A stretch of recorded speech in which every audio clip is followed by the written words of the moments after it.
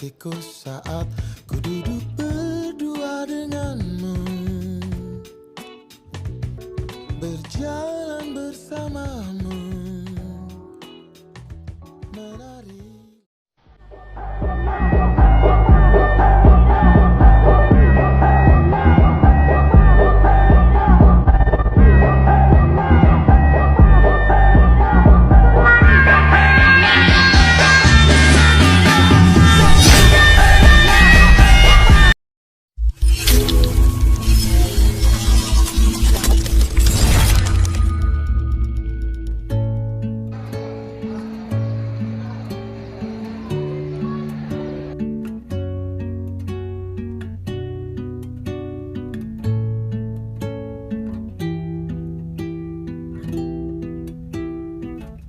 Apa tidak jadi masalah? Kita berdua duduk-duduk sambil berbincang-bincang seperti itu. Apakah kita melakukan kesalahan? Tidak, bukan kita telah melanggar kesopanan. Sopan, sorry, kita hanya duduk sambil berbincang batasi oleh meja teh. Apakah itu dimaksud melanggar kesopanan?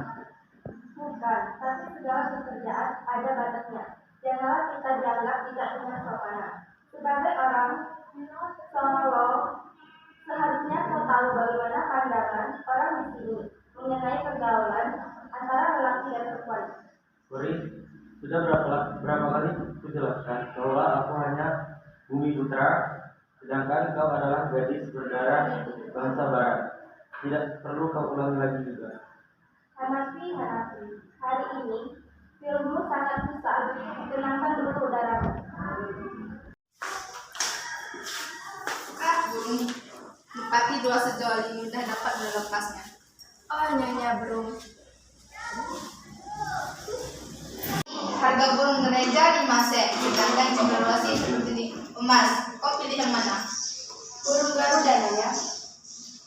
Burung Garuda belum tentu dirinya ini. Kalau ada saya dan Tuan Nabi, itu sudah berbicara. Tidak tuan. Barang siapa yang teguh, niscaya ia akan berhasil. Nah itu ayo anak kali minta tempat di jantung. Oh, jantung Hanapi sangat lapang untuk 2-3 orang lagi.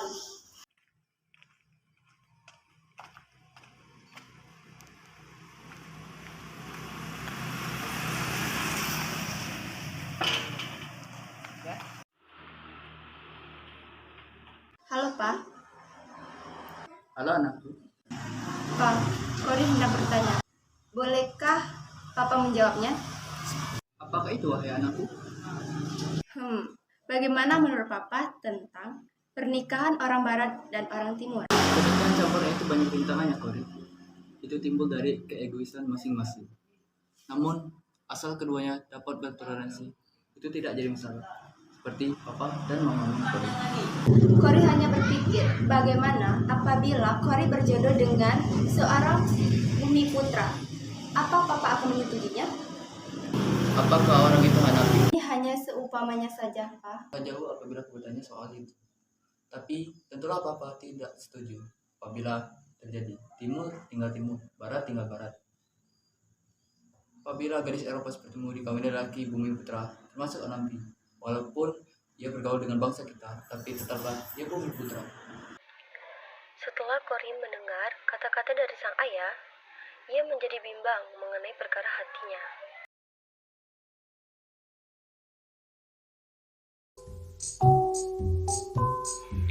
Sementara Ibu Hanapi yang berada di Solok mendengar kabar bahwa Hanapi akan kembali ke Solok.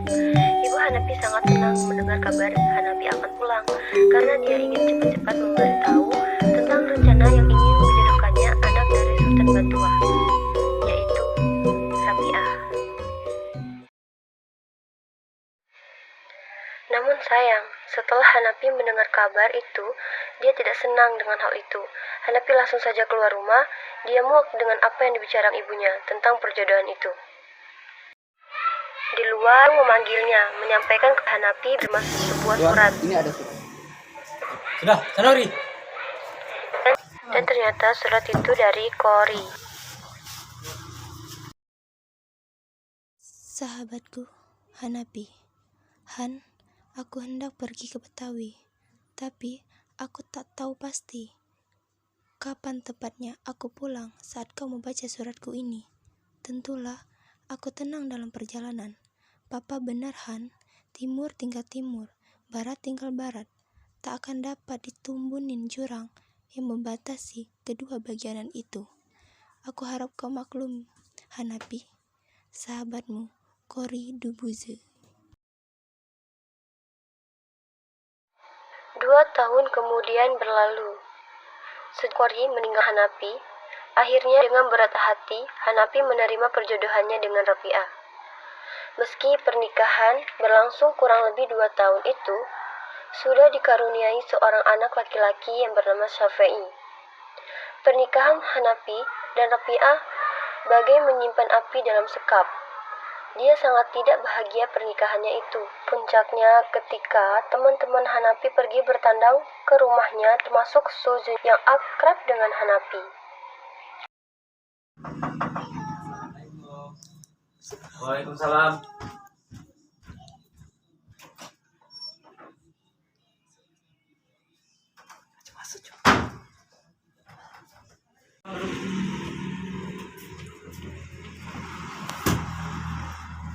Sebentar ya, kalian pasti salah. Buyung, Buyung, Sawia. Saya ke belakang dulu.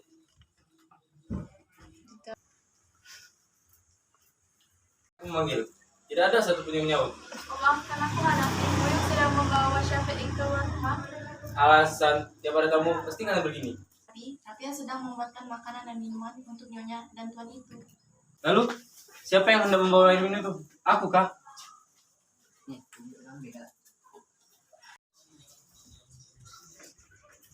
Oh, lihat, ada buku baru. Emangnya nyonya kemana? Mungkin sedang berhias. Aku tak menyangka seorang Hanapi melakukan itu. Ya, beginilah keluargaku sedikit kebahagiaan. Memangnya sudah berapa lama kamu berumah tangga? Sudah cukup lama, kurang lebih 2 tahun. Sudah cukup lama ya. Harus semakin bertahan, banyak pekerjaan yang harus kulakukan. Kami harus pulang. Maaf, ada zamannya kurang menyenangkan. Iya, tidak apa-apa. Terima kasih.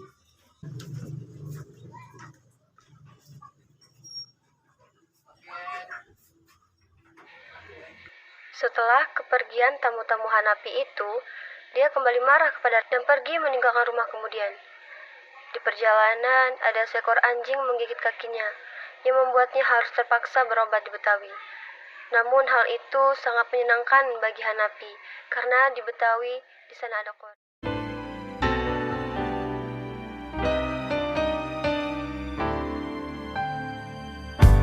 Sejak pertama kita menjalin kisah cinta, Singkat cerita, dan Cory memutuskan untuk menikah ada setelah yang itu. bisa Selain itu pula, setelah menikah dengan Cory, Hanapi mengganti keluarga negaranya dengan bangsa Eropa. merubah Begitulah kisah kehilangan Cory kita. sepenuhnya namun tidak halnya Rafi'ah yang disolok. Ibu, janganlah menyediakan makanan banyak-banyak. Siapakah yang hendak memakannya nanti? Sebab kau berpuasa, Rafi'ah. Tapi jika makanan kurang, mau makan atau tidak, yang penting makanannya tersedia banyak. Hatiku sudah senang. Bu, sudah Kamis ke-8 aku berpuasa sunnah, dan selama itu pula ayah Syafi'i pergi meninggalkan kita. Selama ia masih dalam perjalanan, tak akan lumpanya aku berpuasa Senin dan Kamis. Berpuasa unit itu banyak manfaatnya, tapi lihat tinggal kulit pembalut tulangmu saja, nak. Benar, badanku menjadi kurus, Bu, tapi bukan kurus karena berpuasa, dan meskipun kurus, tetapi pada perasaanku, kesehatanku tiada terganggu. Rafi'ah. Buyung, Baiklah, saya permisi. bukalah, tolong bacakan. Ibunda yang tercinta, sesungguhnya surat ini haruslah kualamatkan kepada cukup peroleh dari ibu, kepada ibu pula lah ia hendak pulang di Betawi. Han bertemu dengan kawan lama yang menawarkan pekerjaan di sini. tentunya dengan jabatan yang tinggi pula. Maka tanpa pikir panjang, Han langsung Han telah menikahi Cory Debussy, sahabat karib Han semasa kecil dulu. Rabi'ah buat menanti-nantikan pulangku, dan sekali-sekali janganlah ia bercita-cita hendak datang ke Betawi.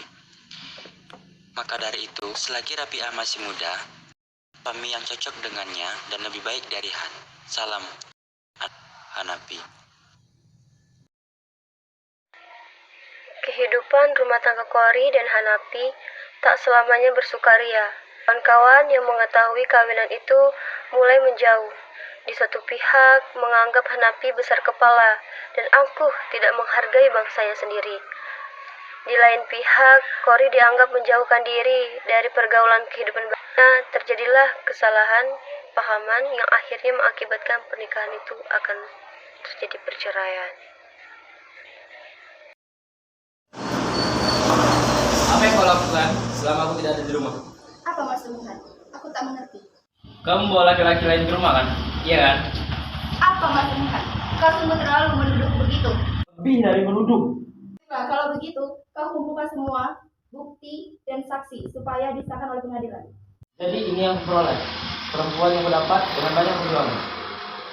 Kenapa? Kau menyesal? Sungguh kasihan.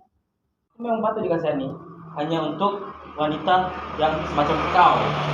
Apa? Lebih kasihan mana? Seorang gadis Eropa menikahi pria Melayu seperti Muhan? Setelah pertengkaran hebat itu, Cory pergi meninggalkan rumah.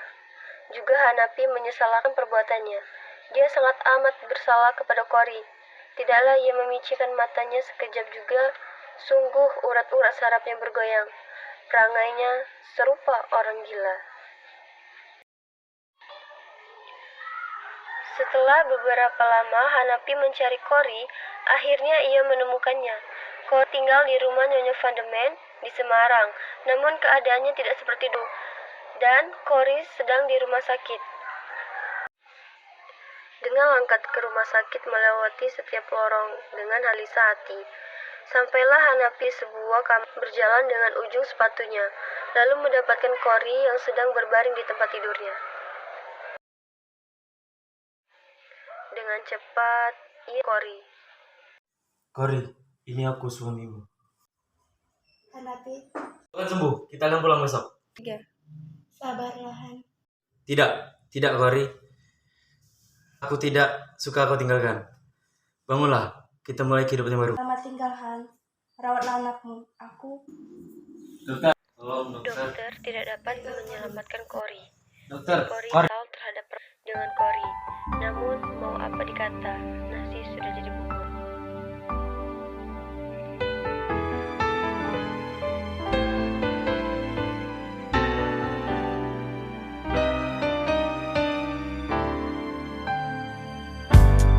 Sejak pertama kita. Setelah kepergian Cory, Hanapi pun memutuskan kembali ke Solok untuk menemui ibunya. Pada siang harinya, ketika Hanapi sedang berada di perjalanan, dia melihat anak kecil sedang bermain.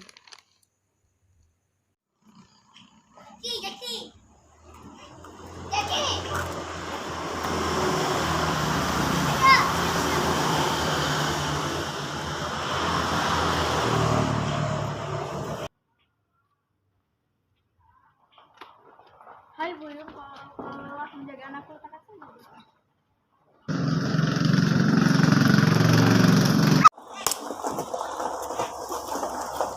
Kapan kamu datang? Bagaimana kabarmu? Keesokan harinya, Hanapi tidak menemukan Safei di rumah. Ternyata ditinggal bonjol. Maka Hanapi tidak dapat melihat anaknya lagi. Sungguh malang nasib Hanapi. Ia pun jatuh sakit parah, sehingga ibunya memanggilkan dokter ke rumah. Apakah dokter tahu penyakit saya? Tahu betul, Tuan. Tuan telah meminum sublimat, maka saya wajib untuk menolong Tuan. Sia-sia. Banyak yang sudah aku telan dengan sengaja. Biarkan aku mati. Apa Tuan tidak kasihan kepada ibu Tuan? Aduh, Baiklah. Tapi jangan beritahu bahwa aku minum sublimat. Dokter pun berupaya mengeluarkan sumit yang berada di dalam perut Hanapi. Namun, pada artinya, dokter tidak dapat menolongnya. Maka Hanapi setelah membaca 2 syahadat, nyawanya pun mengelayang. Begitulah akhir kehidupan Hanapi, seseorang putra dengan adatnya, terpengaruh oleh adat barat, sehingga jerumuslah hal yang merugikan diri. Dan untuk bagi kita semua pun melangkah